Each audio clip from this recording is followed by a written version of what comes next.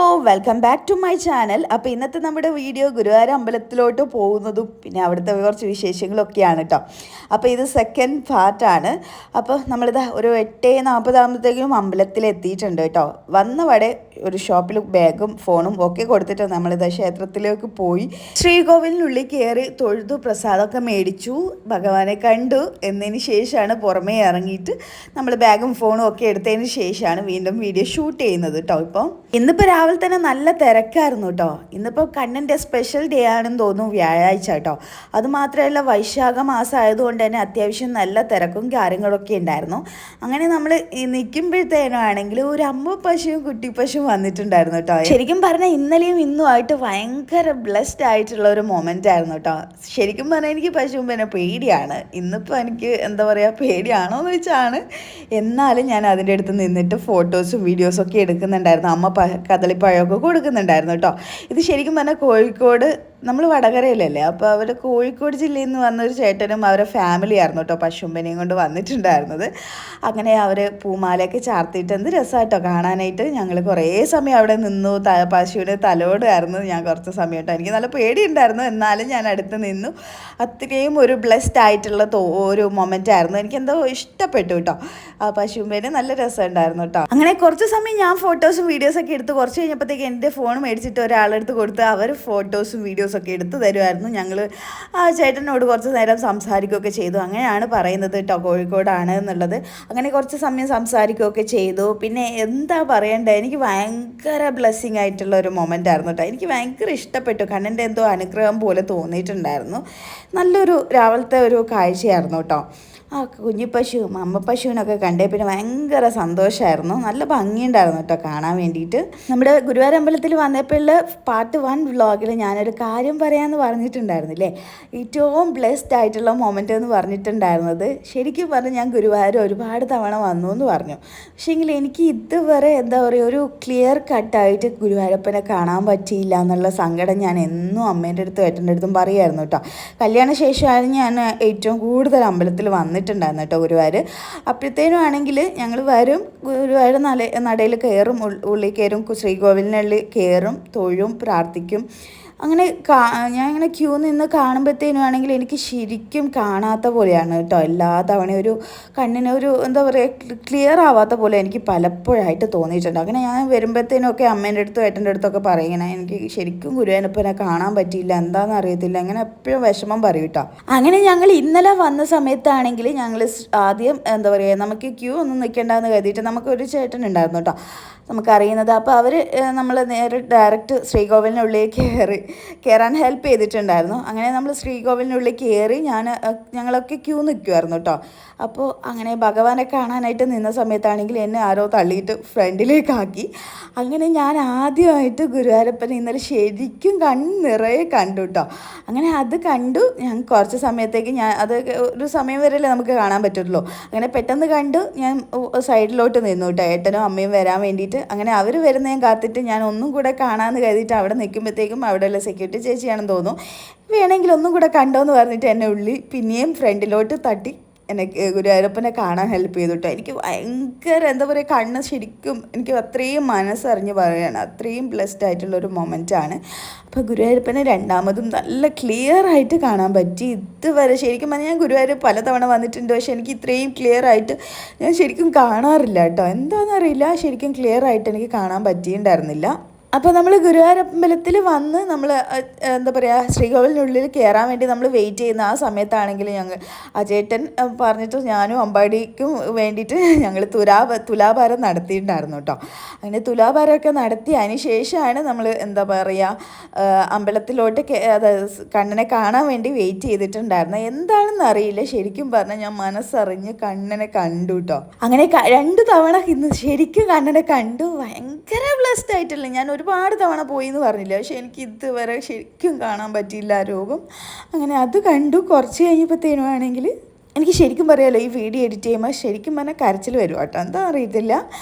അപ്പോഴത്തേനും ആണെങ്കിൽ അതൊക്കെ കഴിഞ്ഞിട്ടാണെങ്കിൽ ഞാനിങ്ങനെ നിൽക്കുമ്പോഴത്തേനാണെങ്കിൽ മഞ്ചാടിയൊക്കെ അമ്പാടിനെ കൊണ്ട് വാരിച്ചു, നമ്മളൊക്കെ വാരി എന്താ പറയുക അതൊക്കെ ചെയ്തു. ഒരുപാട് എനിക്കെന്തോരം അറിയില്ല, അത്രയും ബ്ലെസ്ഡ് ആയിട്ടുള്ള ഒരു മൊമെൻ്റ് ആയിരുന്നു അത്. അങ്ങനെ അതൊക്കെ കഴിഞ്ഞു.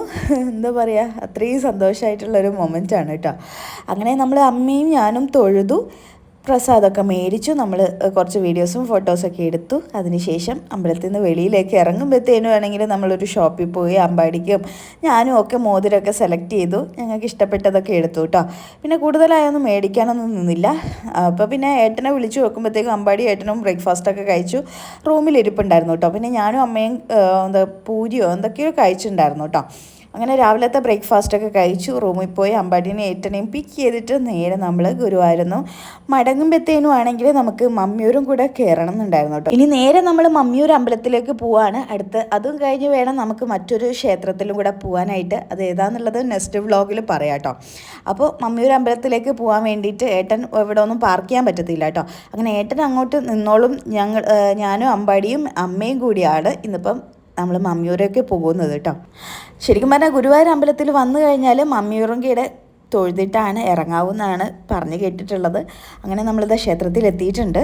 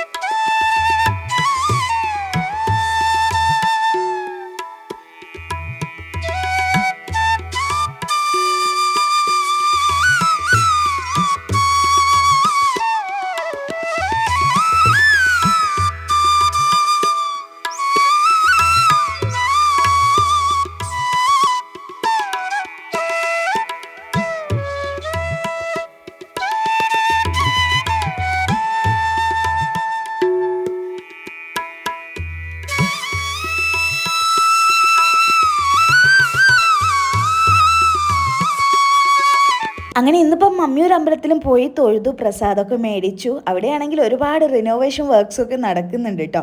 പിന്നെ ചെറുതായിട്ട് മഴയൊക്കെ ഇങ്ങനെ പൊടിയായിട്ട് പെയ്യുന്നുണ്ടെന്നല്ല പൊടിയുന്നുണ്ടായിരുന്നു. അങ്ങനെ ഞങ്ങൾ തൊഴുതു പ്രസാദമൊക്കെ മേടിച്ചു, കുറച്ച് ഫോട്ടോസും വീഡിയോസൊക്കെ എടുത്തു. അതിനുശേഷം നേരെ ഓടി വണ്ടിക്കകത്ത് കയറിയിട്ടുണ്ടായിരുന്നു. പിന്നെ അമ്പാടിക്ക് കുഞ്ഞ് മോതിരമൊക്കെ മേടിച്ചു കൊടുത്തേ പിന്നെ അതിൻ്റെ ഭംഗിയൊക്കെ നോക്കുമായിരുന്നു ഗുരുവായൂരപ്പൻ്റെ കേട്ടോ. കുഞ്ഞിനാണെങ്കിൽ അത് ഭയങ്കര ഇഷ്ടപ്പെടുകയും ചെയ്തു. ഇടയ്ക്കിടയ്ക്ക് അമ്മ എൻ്റെ മോതിരം എന്നൊക്കെ കാണിച്ചു തരുമായിരുന്നു കേട്ടോ. എൻ്റെ മോനിങ്ങനെ തൊട്ട് നെറ്റിയും വെള്ളം വെച്ച് നിന്ന് മമ്മിയൂർന്ന് മമ്മിയൂർന്ന് ഇറങ്ങിയ പാട് പുറമേ ഇറങ്ങിയ പാടുണ്ട്. അങ്ങനെ നിന്നേരം വേഗം തൊട്ട് നെറ്റിയും വെള്ളം വെക്കുന്നു. ലോകത്തെ മോൻ പ്രാർത്ഥിച്ചിനാ തമ്പായിന പ്രാർത്ഥിച്ചേ എന്നാ പ്രാർത്ഥിച്ചേ കാത്തോളിനേന്ന് പറഞ്ഞാ എന്താ പറഞ്ഞ പിന്നെ എന്തെന്നാ പറഞ്ഞേ? അതും ബസ് കണ്ടിനാ എടുത്തു. ബസ് എവിടെ പോണേ? എവിടെ? ചന്ദനക്കുറിയെല്ലാം തൊട്ടിട്ടില്ല. മോന്റെ കൂടിയെത്തു.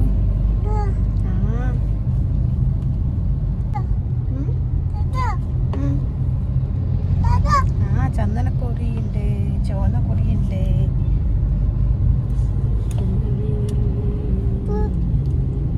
അമ്പാടിന്റെ മോതിരം അത് ഗുരുവായൂരപ്പന്റെ. അമ്മേന്റെ മോതിരം എടുത്തു ഗുരുവായൂരപ്പന്റെ. പോയി ഈ കയ്യിലല്ല, മറ്റേ കയ്യിൽ. മറ്റേ കയ്യിൽ.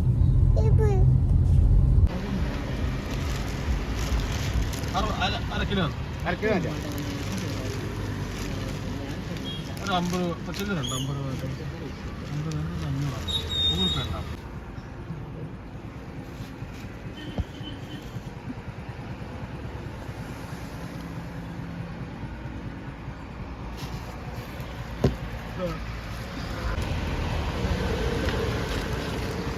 മുപ്പതാ അങ്ങനെ ഇന്നിപ്പോൾ പോകുന്ന വഴിക്കാണെങ്കിൽ ഞാറക്കയൊക്കെ മേടിച്ചിട്ടുണ്ടായിരുന്നു കേട്ടോ. അങ്ങനെ അത് കഴുകി വൃത്തിയാക്കി ഞങ്ങളിതാ പോകുന്ന വഴിക്ക് അതൊക്കെ കഴിച്ചുകൊണ്ടാണ് ഇങ്ങനെ പോകുന്നത്. അമ്മ ഒന്ന് ഫോൺ നോക്കിക്കൊണ്ടിരിക്കുകയാണ്. അങ്ങനെ ഞങ്ങൾ സംസാരിച്ചുകൊണ്ട് അതൊക്കെ കഴിച്ചുകൊണ്ടാണ് കേട്ടോ പോകുന്നത്. നമ്മുടെ അമ്പാടി കുഞ്ഞാണെങ്കിൽ ഈ കാണിക്കുന്ന ആവേശം മാത്രമേ ഉള്ളൂ, വായിക്കകത്തൊന്നും കയറത്തില്ല കേട്ടോ. അവന് ഇഷ്ടപ്പെട്ടതേ കഴിക്കത്തുള്ളൂ. അങ്ങനെ എൻ്റെ വായിക്കകത്ത് വെക്കാനുള്ള തത്രപ്പാടിലായിരുന്നു അവൻ.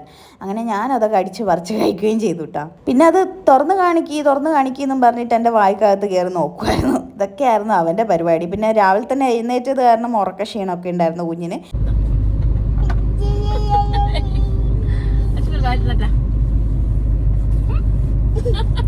എന്തോ ഞാൻ